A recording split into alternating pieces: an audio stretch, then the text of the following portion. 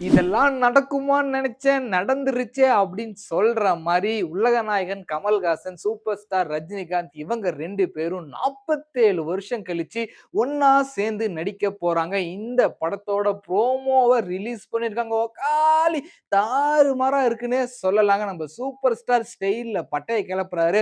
உலகநாயகன் தாறுமாறு தக்காளி சோறா இருக்காரு. நெல்சன் இந்த ப்ரோமோவ வேற மாரி டைரக்ட் பண்ணியிருக்காரு. நெல்சன் வேற மாரி ஜி, நீங்க வேற மாரி ஜி, பங்கம் பண்ணியிருக்கீங்க.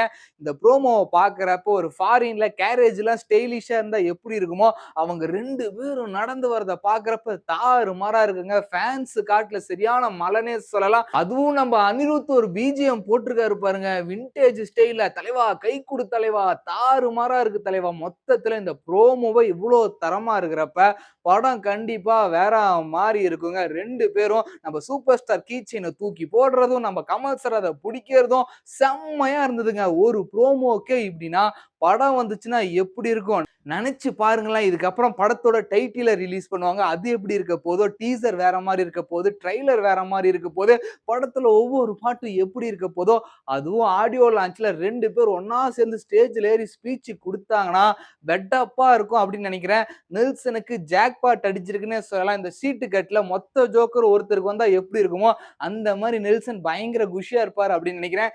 நீங்க இந்த ப்ரோமோவ பார்த்திருந்தா எந்த அளவுக்கு ஒர்த்தா இருந்துச்சு, சூப்பரா இருந்துச்சு அப்படின்றத இந்த வீடியோ கீழ கமெண்ட் பண்ணிருங்க. பட்டா